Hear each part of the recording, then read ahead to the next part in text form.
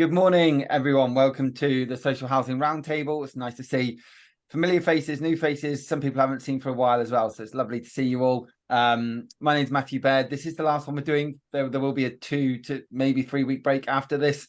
I'm actually taking a bit of annual leave for the first time this year. So apologies for that. But delighted to kind of be discussing this today. And the topic we're bringing up is a really, really important one. To those who've been to the roundtables before, ASB is something that we did an awful lot of kind of last year, and then at the beginning of this year, but we haven't actually done an ASB focused roundtable for a little while.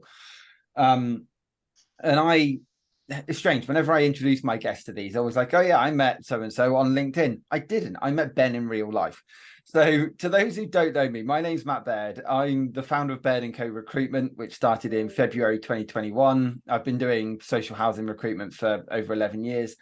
And I got kind of coined the term the social housing ethical recruiter a little while ago, about a year ago, by Bromsgrove District Housing Trust, and working with them. And it's one I've clung on to and not let go, because it was a real compliment to why I set up on my own. I wanted to do things differently. I wanted to do things in a way that truly was values led for the kind of commercial mind, social heart balance that we have in social housing. And luckily, I'm still here 2.5 years later, and this community of the roundtable, particularly if you're new to it, welcome, welcome, welcome. We ran 48 of them in 2022. I don't know how many we'll do this year. At one point, I had an ambitious target of 50, and I think we'll just miss it. But they will always be free. They are open to all, and I don't mind if you are new to housing as a housing assistant with a week's experience, or a chief exec in the game for 30 years.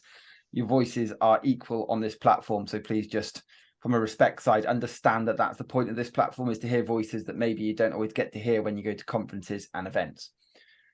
Backtracking then to conferences and events, I was at CIH 2022, I think, or 21. I can't remember which one it was. But at 22, I think. 22. Yeah, and was going through, just, you know, as you do, having a bit of a wander, being stopped every few minutes. Hi, Matt, how's the roundtable? When are we doing X, Y, Z?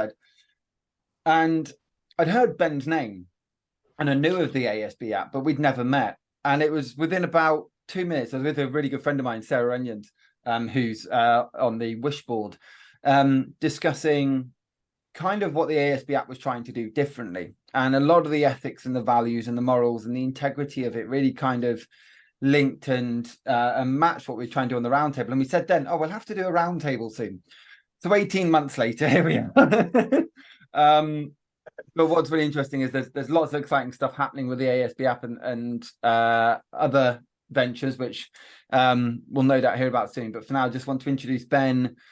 And when Ben said to me, I want to do one on, everyone talks about ASB needing to be victim-led, but actually it's really, really hard to do that. Where are the stumbling blocks? Where are the problems? Why can't we do it? And why, when it seems to be such an easy answer, is it not just happening in the way we want it to? I was like, this would be brilliant for us to try and discuss in an hour, and almost certainly run out of time doing so. So without further ado, I'm going to pass over to Ben. I know you've got kind of a short presentation to introduce to the group, and then discuss the platform and the ideas for today. So without further ado, over to you, Ben. Perfect. Thank you, Matt. I'll just get the IT out the way first and share my screen and bore you silly with the short presentation. This will be over in the blink of an eye, and then we'll sort of open up the discussion for everyone here today. So first of all, thank you to Matt for giving me this platform. Really, we've got to know each other very well over recent months, as he mentioned, and you know, it's really nice to be a part of this, you know, this open discussion on ASB. Just to give you a bit of background into us and who we are, my name's Ben Hunt. I run a company called K&B Operations, previously known as ASBO, nicely named there in the world of ASB.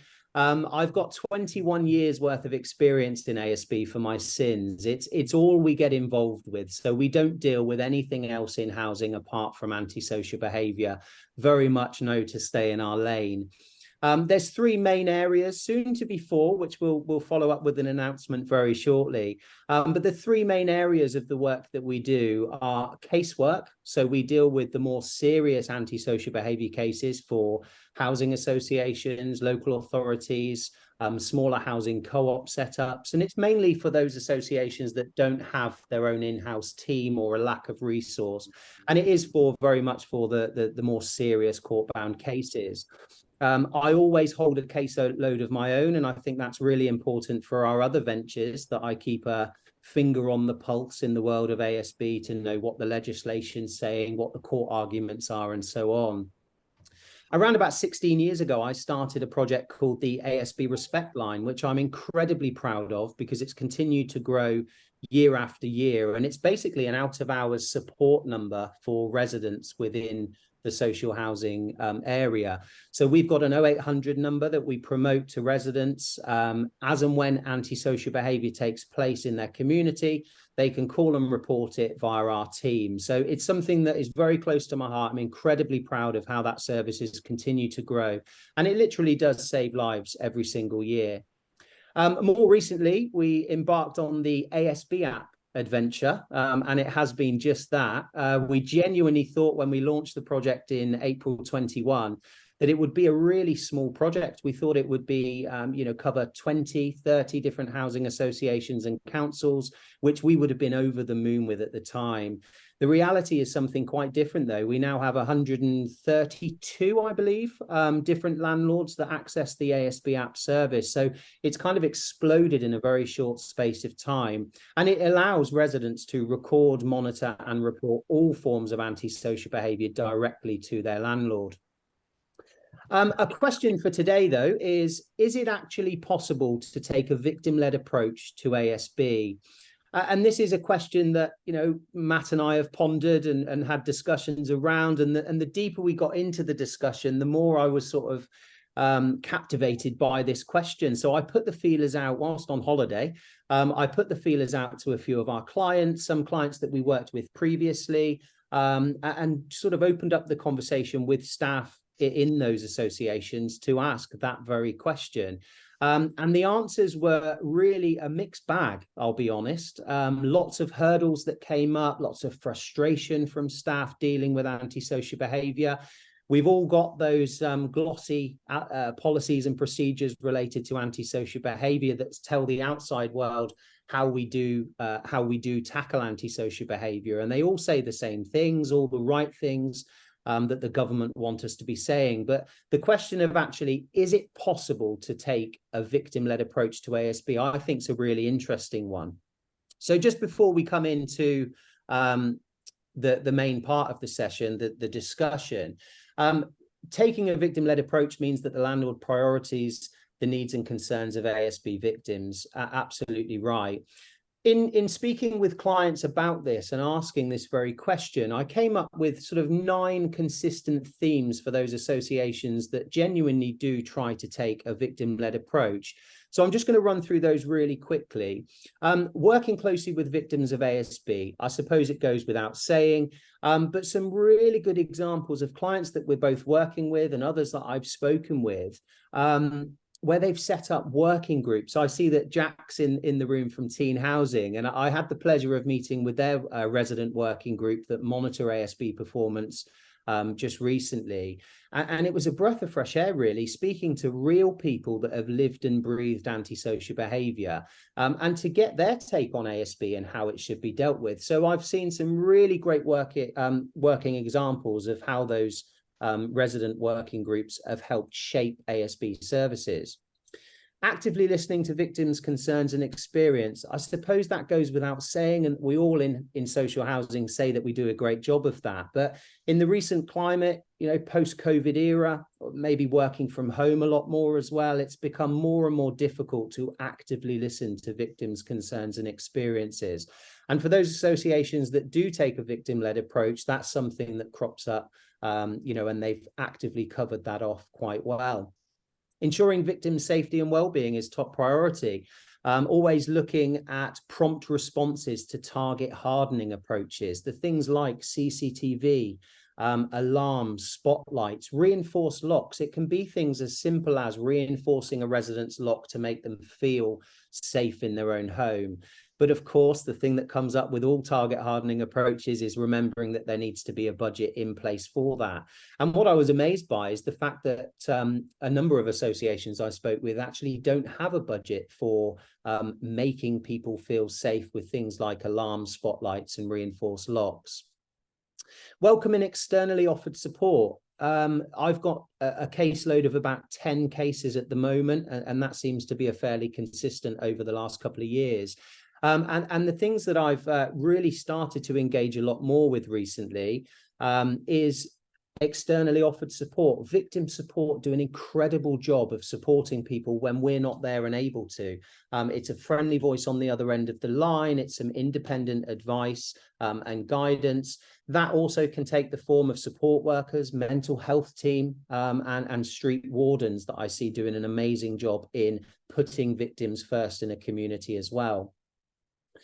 Considering personalized solutions from a case to case, and the associations that I work with and I've spoken with about this very question, they all seem to have these firmly locked in. So the offer of mediation, conflict resolution methods, and indeed firm legal action where it's required. Empowering and supporting ASB victims to take control of the situation.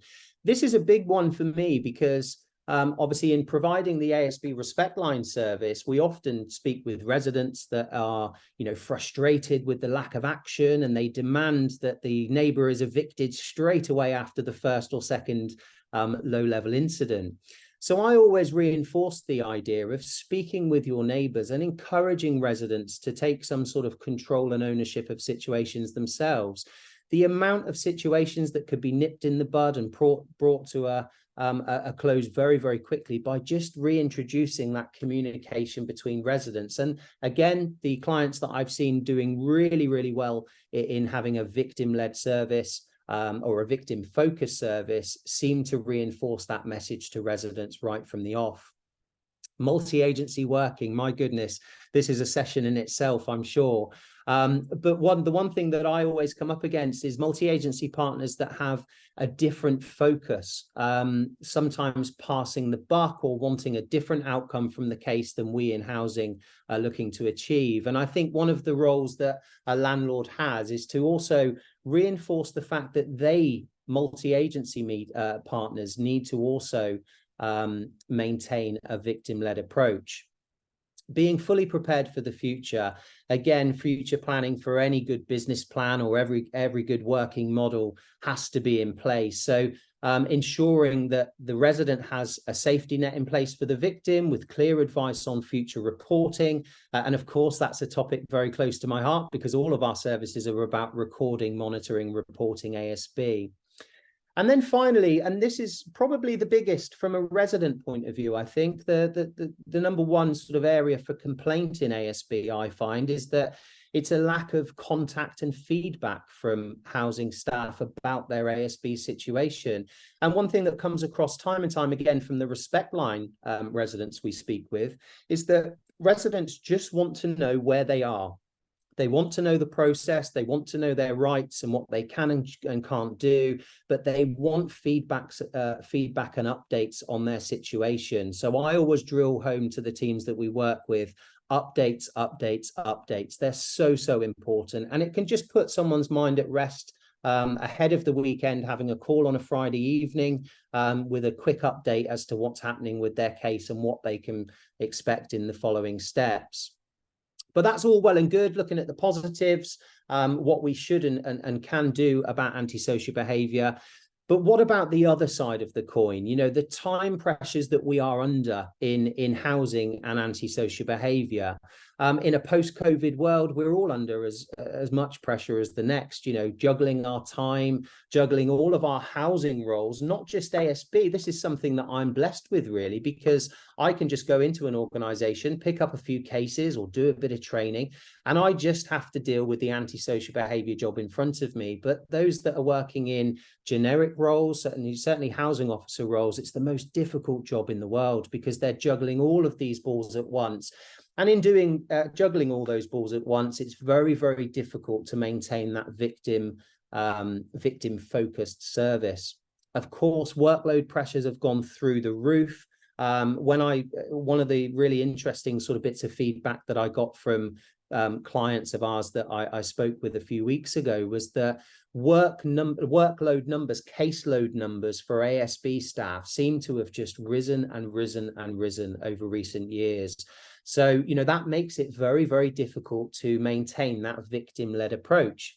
Large patch sizes. This was something that came up time and time again for me. Housing officers that are literally pushed to the limit and have to cover such a wide geographical area, and increased property number sizes as well.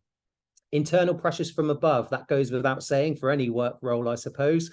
The powers that be want this perfect, shiny service, and sometimes staff on the ground level that are rolling their sleeves up and actually dealing with ASB on the ground level feel that internal pressures from above. Of course, we also have external pressures, and one of my bugbears is working with lazy or inactive multi-agency partners.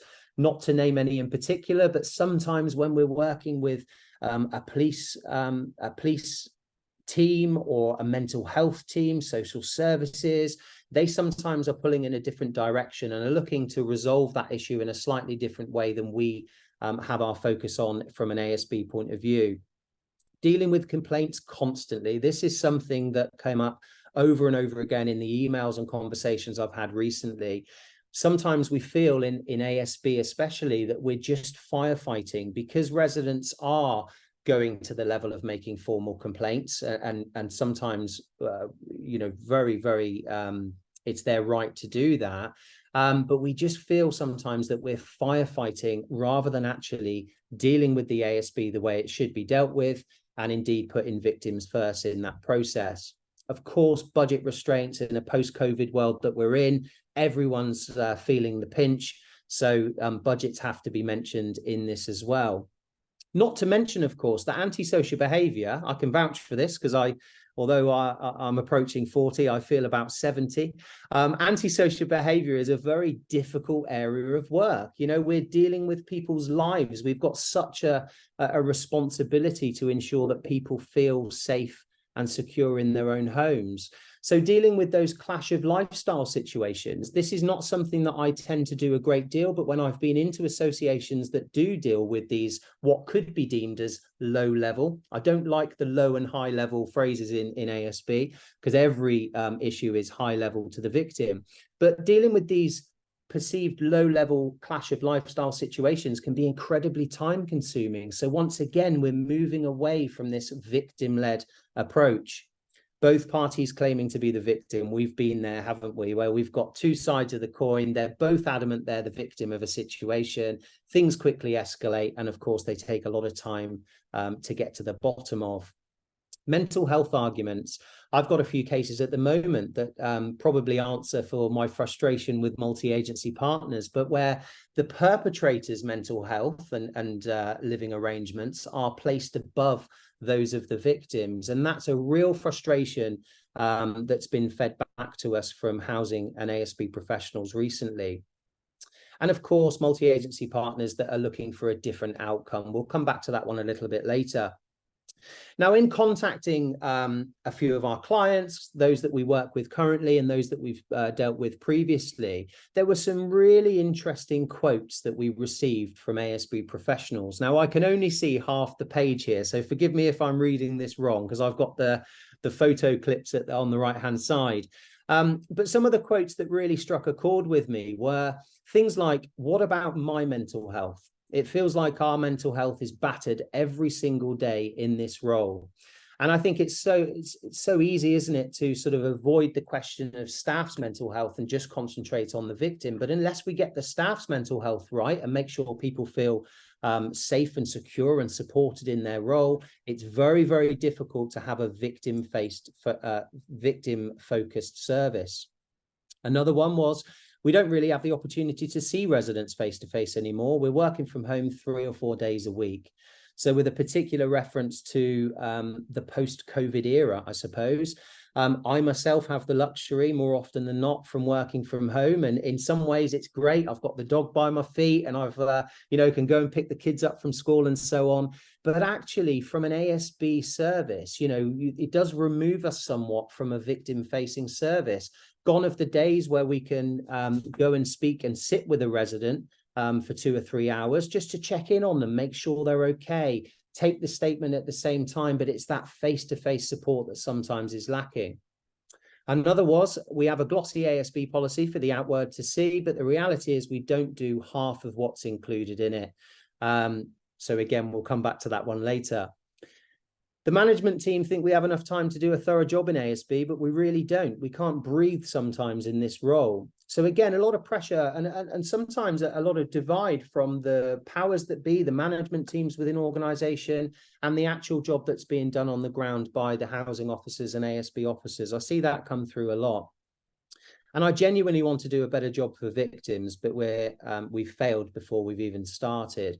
And again, I can sort of talk quite humbly of the clients that we have and we work with, and those that we've worked with over the years. There are some incredible people within ASB and housing, some incredibly passionate, driven, focused people. And sometimes these policies and procedures, or the powers that be, the process of dealing with ASB just works against them. And again, that once again takes us away from having a truly victim-focused service.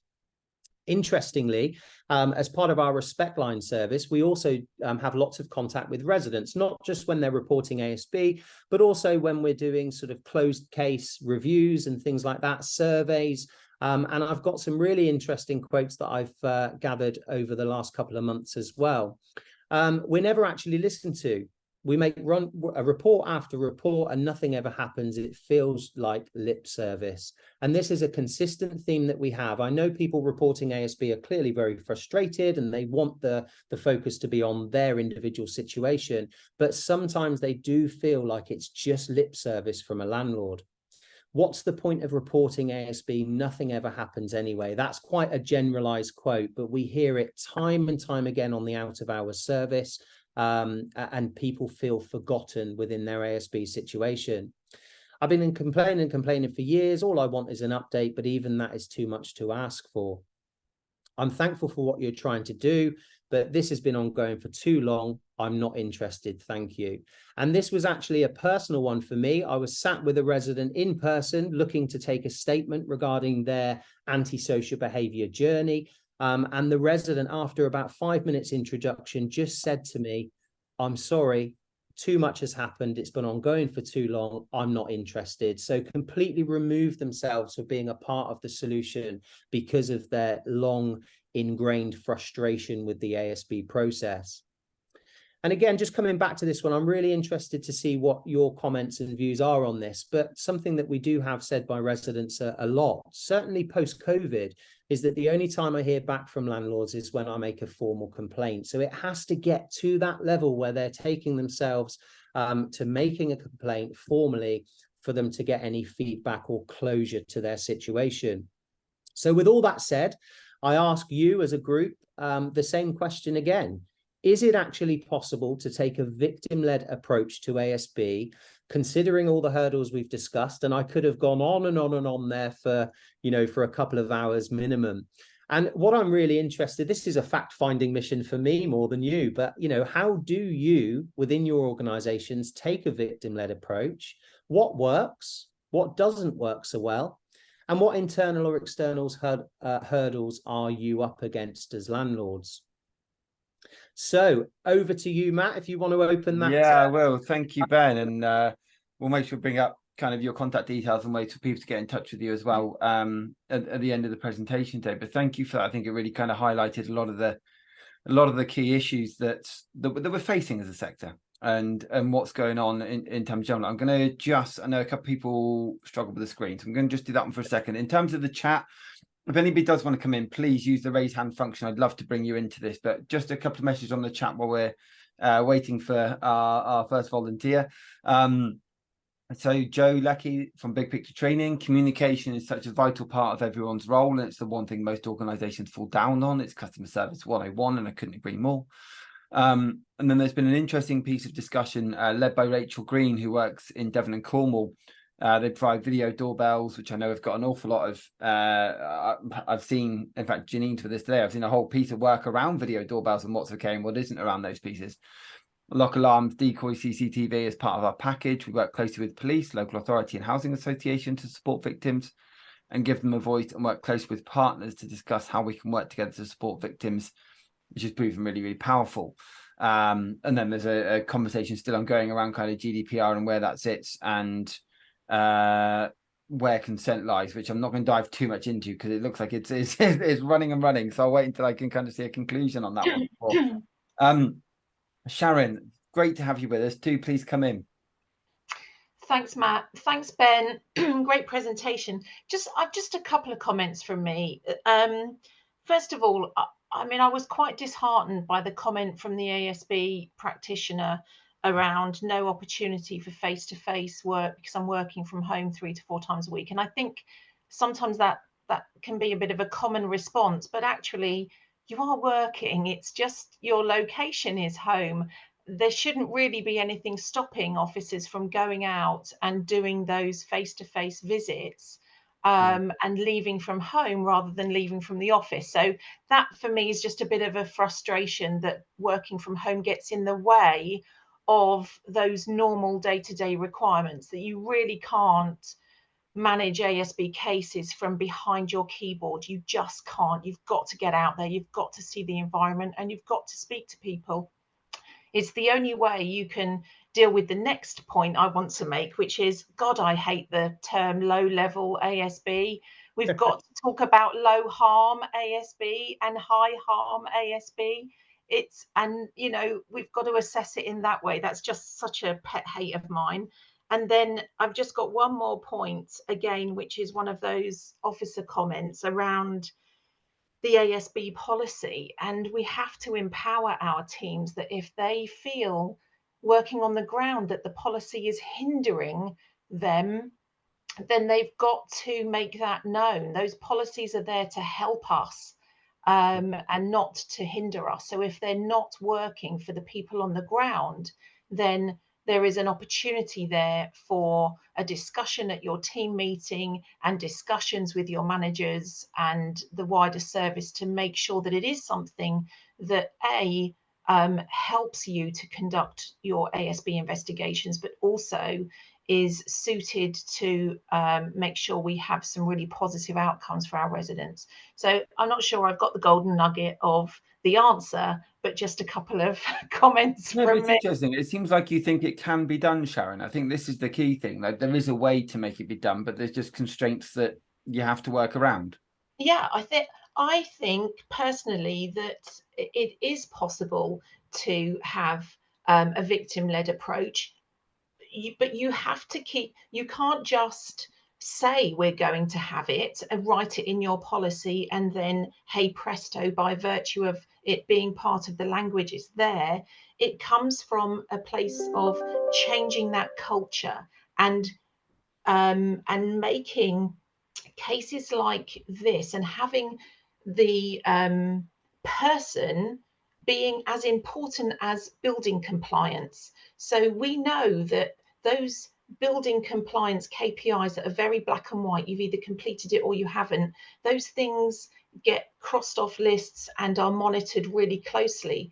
ASB cases and tuning into harm is really quite challenging, but that can only be done if the person carrying out those services really wants to make it a victim-led case rather than they're trying to just shut it down as quickly as possible to get it off their to-do list. I think sometimes those case sizes or caseloads are so big that in itself exacerbates that problem, because you're going, I've just got to find a way to get this off my desk. Thank you so much, Sharon. I'm going to bring in Janine, and then we've got Claire, Jack. I'm going to go back to Ben as well. But Janine, do please come in. Thank you, Sharon. No, thank you, Matt, and thank you, Ben. That was really interesting, and I've scribbled down so much as you were talking, but I won't go into it all. But I suppose I just wanted to first and foremost back up what Ben said there about communication being so often the root of dissatisfaction and complaints. So I do lots of service reviews with organisations, looking at kind of what they do well, or where maybe their gaps are, then their areas for improvement.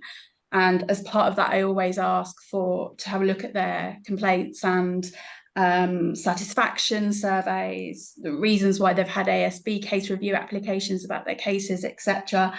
And almost exclusively with the organisations I work with, communication and managing expectations are the two things that are at the root of most of the issues. And I think the problem is that the communication bit is actually really difficult for officers to achieve. And there's a kind of misbalance between the level of communication that a victim of ASB wants, needs, and is looking for, compared to what an officer can actually realistically give.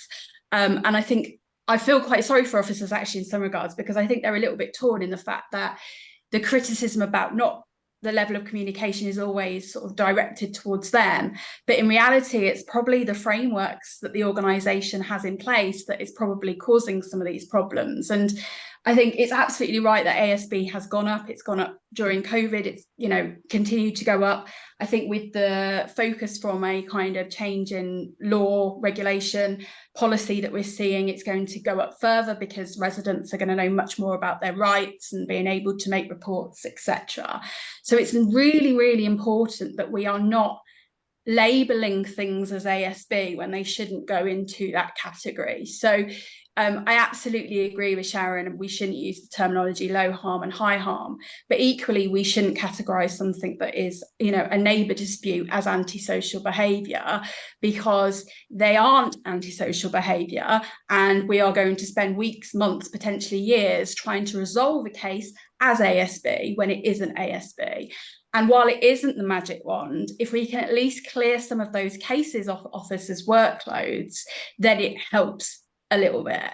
And then the final point, because I'm not going to talk too long, is just about also recognising that very often, to be able to give the support that people need, it is going to have to come externally, because the capacity isn't there to do it internally. And it's really exhausting as well. If you're an ASB officer desperately trying to resolve the problem for the victim, it's really hard to be that advocate that the victim needs in the way that they need it.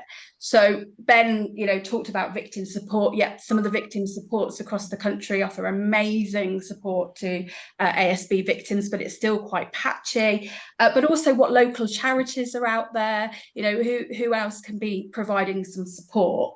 Because sometimes as well, particularly if it's a generic role that an officer does, the person that they're trying to support might not want the support from that officer, because perhaps they've got a poor perception of the view of them. So sometimes that external advocate can not just bring the time that's needed, but also that independence as well. So yeah, I agree. I don't have a magic wand like Sharon said, but I do think it's a really challenging role at the moment. And I just think there's things that could be done from a framework perspective to just alleviate some of those pressures a little bit more. Just on that point, Janine, I just an example has come to my mind just now. I spoke to a resident 2 or 3 months ago who had really high rent arrears. She'd been made redundant. She'd fallen into arrears. She's trying to pull herself out of this situation, and therefore she didn't report the antisocial behaviour for about 2 years. She suffered in silence and didn't have that contact with her landlord because she was concerned and embarrassed about the level of arrears, and she didn't think that she deserved the level of service that the ASB team could provide. That was just an example that jumped to me. And I suspect as well that if she's had letters from that officer about her rent arrears, that is not the person that she's going to want support from, and it's not the person that she's going to be feeling comfortable to open up about in terms of the ASB stuff. So I just think that there are times where having that external support is just much better, I think. Thank you very, very much. Claire, do please come in. Morning, Matt. Morning, everyone. Thank you. Yes, you're quite right. There's a big discussion going on about GDPR, understandably. So I just wanted to flag that, yeah, it's a huge issue, but it doesn't mean that we can't work with ring doorbells and domestic CCTV and all those things to help with ASB. Sorry, the retractors outside. Can't hear them, you're all good. Okay. But also they can, conversely, they can cause different ASB than what they were put in to solve. So it's something that needs to really be looked at in the round. So a quick plug, Janine, or actually it might be Sharon and I next week are doing training on ASB and domestic CCTV, which will cover all of those issues. But it absolutely can be done, but it needs a lot of thinking. The other thing I wanted to say about the, victim focused, and Ben, you were talking about we need to remember to update the victims, absolutely, but we need to be really careful. I've seen a lot of times that goes over the line to telling the victims too much about the perpetrator's personal information. So like everything in this, it's a really fine line, a real tightrope to walk.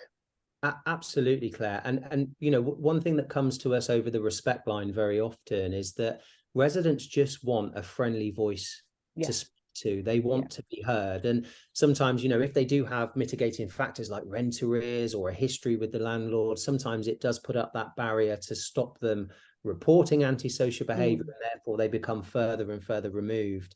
Yeah, absolutely right. Thank you. It's lots and lots of different kind of conversations and points. I think the interesting, overall arch is that there are ways to make it work, but this term victim led, it isn't just like it's a nice kind of like, oh yeah, let's just do it. There are means and ways to make it work, but that doesn't mean that it is just the sole focus. It's a part of a wider focus and a wider approach. Jack, I'm going to bring you in. Thank you for being patient. No, that's fine. Thank you. And good morning, everyone. It's always nice to share a room with everyone who's passionate about a subject, certainly as much as I am as well. So it's great, and a great presentation as well, Ben. I just wanted to share with you guys today, just sort of, obviously taking a victim-led approach is easier said than done, but hopefully just be able to share with you guys some of the approaches that we've taken here at Teen in order to get us to that journey and to get us to that destination. And so one of the things that obviously been really quite important for us, as part of the review around our antisocial behaviour and policy, we're using the principles of co-development.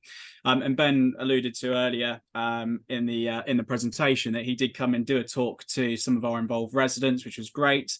But actually, the principles of that co-development wasn't necessarily just those who were involved residents, but actually those who were victim of ASB themselves. And actually, it's really, really important to sometimes look through the lens of.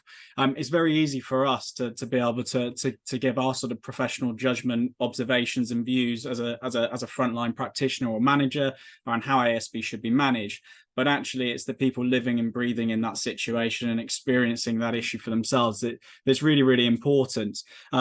And I know that there was also a mention around communication as well. And to no surprise, that was something as part of the journey mapping exercise that we did with involved members and victims of ASB, that communication was absolutely an issue. And often feeling like they've been pushed from pillar to post.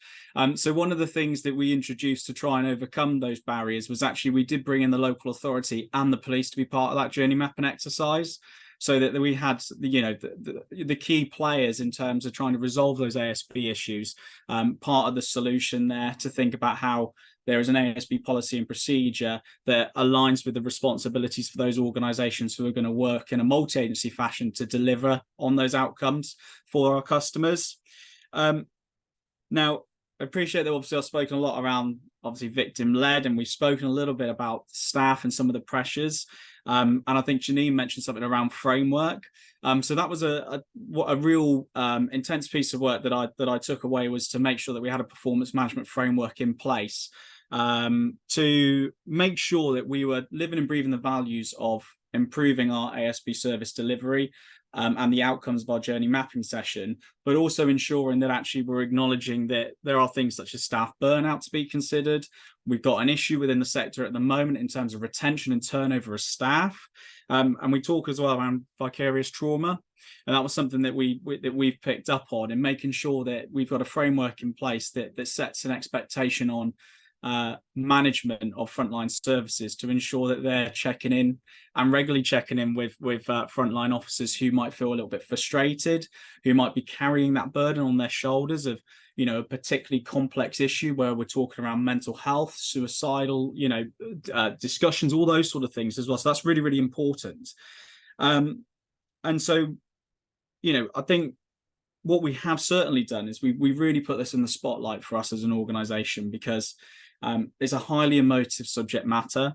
We're finding a lot in terms of complaints that we're receiving and learning from complaints that despite the number of transactions we might have of repairs, actually, if you were to look at the number of ASB cases and the amount of repairs that we do over the course of a year, and then when you actually look at that in terms of the most likelihood of receiving complaints or those who are frustrated around the service that they're receiving, ASB is actually much more prevalent than that of our repair service, for instance. But we always talk about repairs and complaints and all those sort of things. So what we have done is we make sure that we're reporting every quarter around our ASB management and making sure that we're applying the principles of that co-development stuff. But actually, we've got our scrutiny group members as well to make sure that they've got sight of how we're performing. So make sure that actually we are continuing to take that victim-led approach. So it's not a case of me saying, well, we're going to do a journey mapping exercise, a co-development exercise. We're going to get customers to come in, our tenants to come in, give us some, you know, their opinions, their views around how we're managing, what we can do better. And then it just to be sort of left aside to say, well, we've ticked that box, we've done that now, and we can move on with our ASB policy and procedure and say that we've done that in conjunction with, well, actually, what we're doing is we're going to have that continuous improvement in terms of reviewing that to make sure that we're living and breathing the values and the key takeaways from that exercise as well. So hopefully that's just a little bit of information that I've kind of given you guys now to think, well, actually, I might be able to do that within our own organisation. Some of you might already be doing that.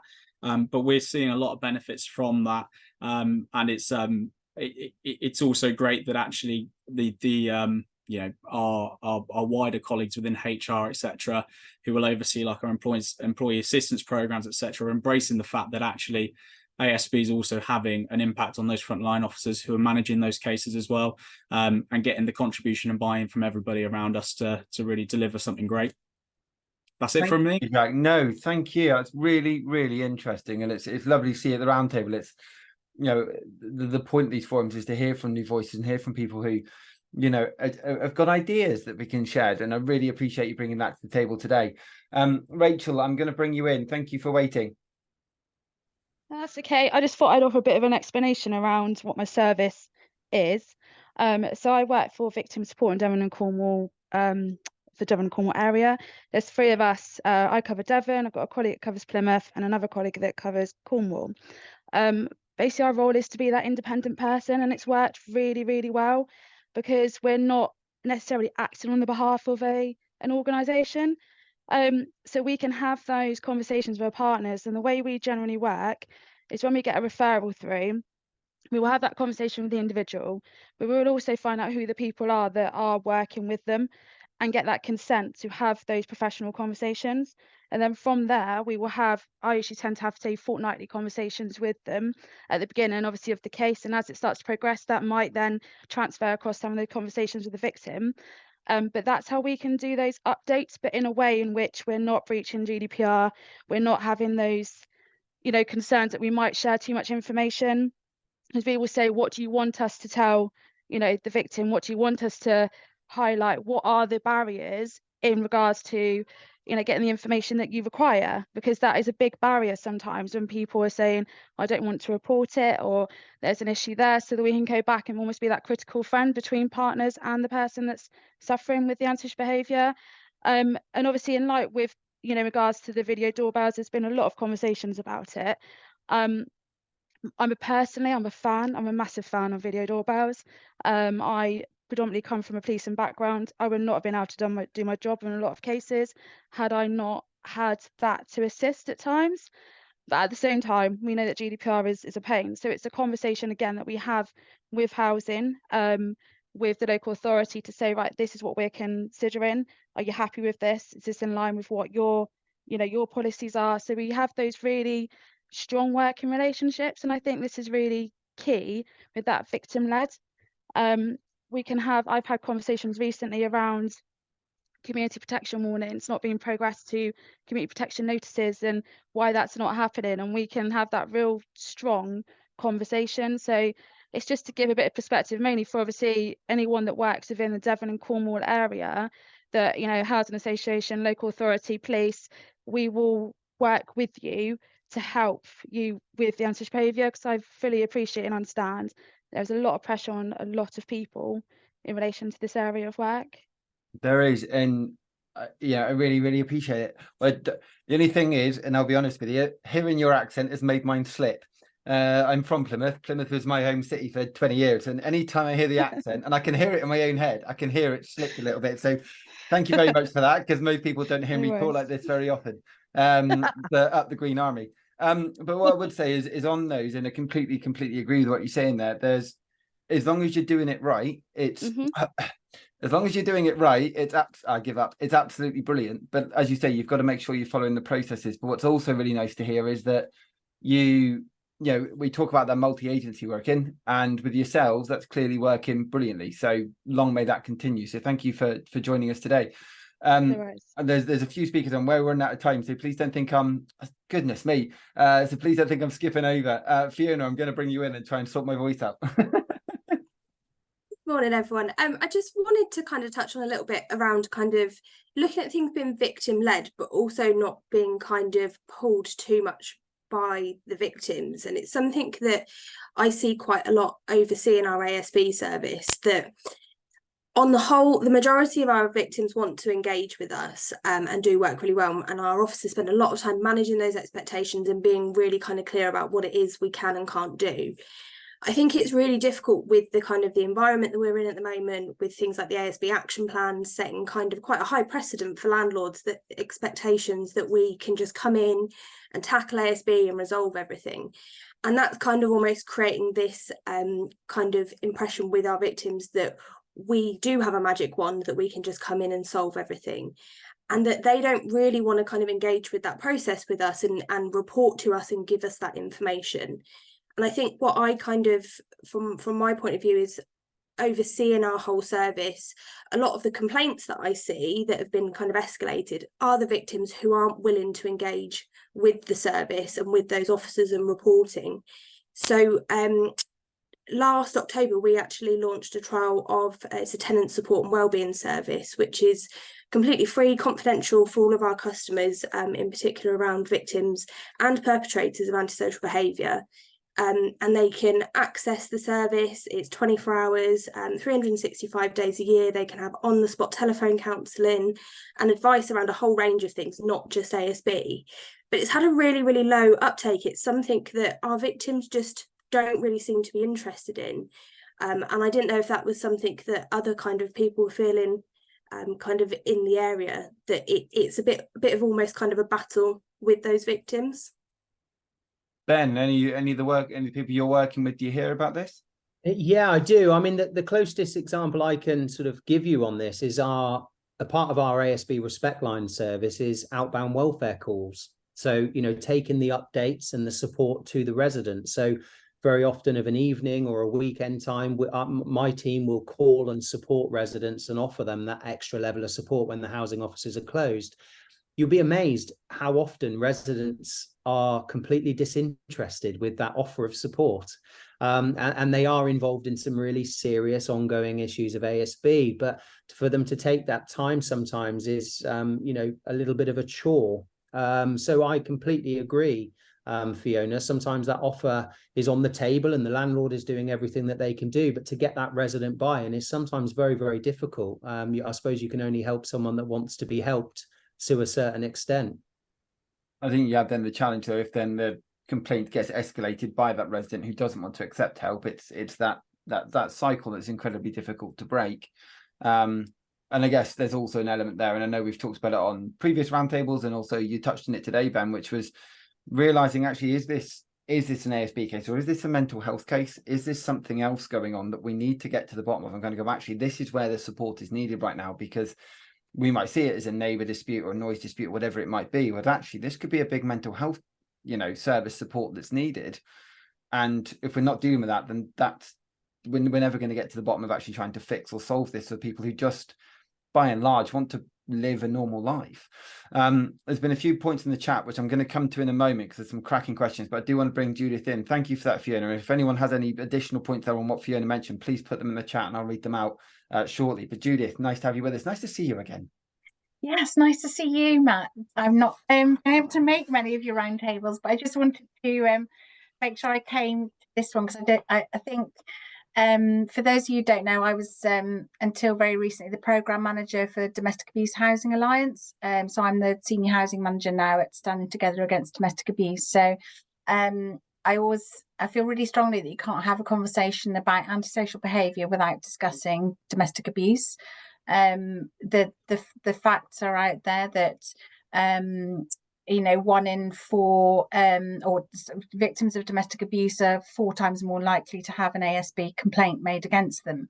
And what we ask of our members who are going through accreditation and adopting standards of good practice around domestic abuse is that they consider every antisocial behaviour complaint with a domestic abuse lens, that they ask the questions about what it is possibly that they're hearing, noise complaints, those kind of things, and thinking about, so as you would describe in the ASB world, the perpetrators of antisocial behaviour, is it potentially that those perpetrators are in fact victims of domestic abuse, or a perpetrator of domestic abuse is causing the noise, maybe exacerbated, maybe contributed to by the screams or the cries or whatever of the victim.